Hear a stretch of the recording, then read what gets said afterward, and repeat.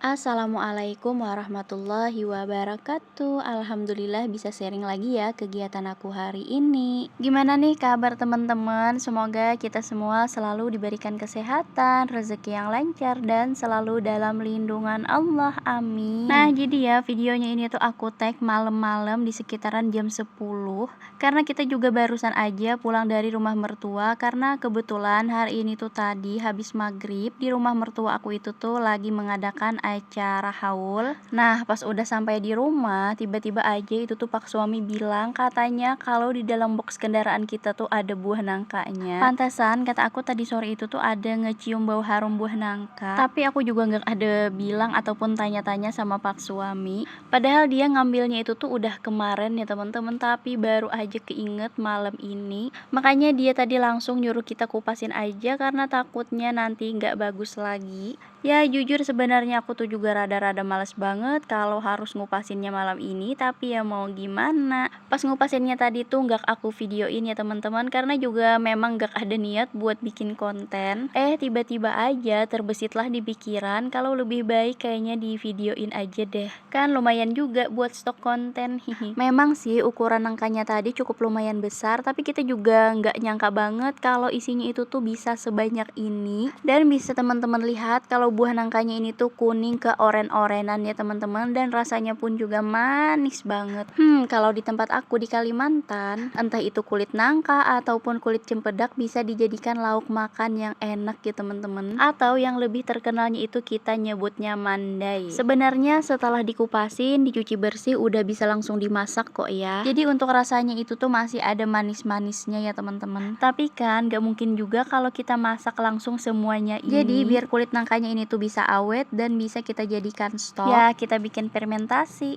Jadi untuk kulit nangkanya ini tuh sebelum kita fermentasi tadi udah aku cuci bersih dan aku potong-potongin. Nah, kalau cara aku fermentasinya tuh kayak gini ya teman-teman. Ambil satu potong kulit nangka, terus dikasih garam, baru digabungin lagi pakai kulit nangkanya. Ya pokoknya seperti yang terlihat di video. Jadi untuk buah nangkanya ini tuh kita nggak beli ya teman-teman, melainkan dikasihin sama tetangga. Alhamdulillah banget. Apalagi kita dapat buahnya itu tuh banyak dan kulitnya juga bagus. Nanti rencananya besok buah nangkanya ini tuh mau aku bagi-bagiin juga sama ipar dan juga mertua aku ya teman-teman, karena udah pasti kita ini tuh juga nggak bakalan habis kalau makan sendiri. Dan ini tuh aku udah kelar ngemasukin kulitnya tadi ke dalam toples sambil aku teken-teken banget, dan di atasnya aku kasihin lagi garam. Jadi kalau bikinnya buat stok yang lama, bagusnya pakai garam yang lebih banyakan lagi ya teman-teman. Biasanya sih garam yang sering dipakai itu tuh garam yang kasar, tapi karena aku nggak punya stoknya dan ini tuh kan juga udah malam-malam, jadi kita pakai garam yang ada aja ya teman-teman, dan ini tuh juga bagus aja kok. Paling ya kalau kita pakainya garam yang halus, sedikit jadi lebih boros aja. Kalau kita pakai garamnya yang banyak, mandainya ini tuh bisa bertahan sampai berbulan-bulan bahkan tahunan ya teman-teman. Tapi ya kalau bagi kita segini tuh udah pasti nggak bisa bertahan sampai setahunan. Paling lama ya cuma 2 bulan aja karena kita juga emang sesuka itu sama yang namanya mandai. Setelahnya aku kasihin air sampai kulitnya tadi terendam semua, dan ini tuh kita tutup dan kita diamkan aja sampai beberapa hari atau 1 mingguan. Nah, dan ini tuh penampakannya udah di sekitaran 1 mingguan lebih, tapi baru aja aku videoin. Makanya kan juga ya teman-teman bisa dilihat kalau ini tuh tinggal sedikit aja lagi. Dan ada juga sih aku kasihin mertua sedikit, karena setelah 3 hari difermentasi aja itu tuh udah aku masak. Jadi penampakannya tuh kayak gini ya teman-teman, berbuih dan ada sedikit putih-putih kayak jamur gitu. Terus kulitnya juga udah mulai mengeras, tapi bukan yang keras-keras banget juga kok ya. Pokoknya bikin mandainya ini tuh mudah banget kok ya teman-teman, dan ini tuh langsung aja mau aku masak. Aku ambil beberapa potong. Ya ampun, ini si Abang Zen ternyata bisa juga ya bergaya di depan kamera.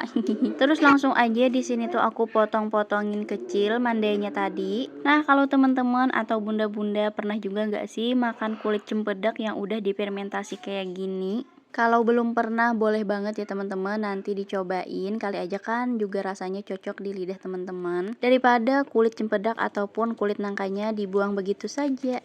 Tapi sih ya, biasanya kalau buah cempedak itu tuh adanya musiman ya teman-teman, bukan seperti nangka. Kalau di tempat aku biasanya orang bisa ngejual satu biji yang utuh, yang cuman bagian isinya, kulitnya, ataupun yang udah jadi mandai. Di tahun kemarin buah-buahan itu tuh melimpah ya teman-teman, termasuk buah cempedak. Sedangkan untuk di tahun ini tuh nggak sebanyak tahun kemarin ya teman-teman, makanya juga untuk harganya lumayan. Nah ini tuh aku udah kelar ngepotong-potongin mandainya dan tadi udah aku cuci bersih. Ngecucinya tadi aku peras-perasin banget dan aku cucinya beberapa kali biar bisa mengurangi rasa asam dan juga asinnya. Setelah dicuci bersih langsung aja kita masak. Dioseng-oseng terus ditambahkan micin dan juga sedikit gula pasir. Jadi ya teman-teman, untuk perbawangan cabenya itu tuh bakalan aku iris-irisin aja, tapi itu juga aku masukinnya pas udah mau mateng. Karena ini tuh aku lagi males ngulek, padahal kan ya lebih enak kalau bumbunya itu tuh yang dihalusin. Nah ini tuh aku mau siapin perbawangan sama cabenya, tapi di sini tuh aku nggak pakai cabai rawit ya teman-teman, cuman pakai cabai besar aja. Dan ini tuh mandainya tadi udah mau mateng, jadi mau aku pinggir-pinggirkan dulu. Setelahnya baru aku masukin bawang sama cabenya tadi.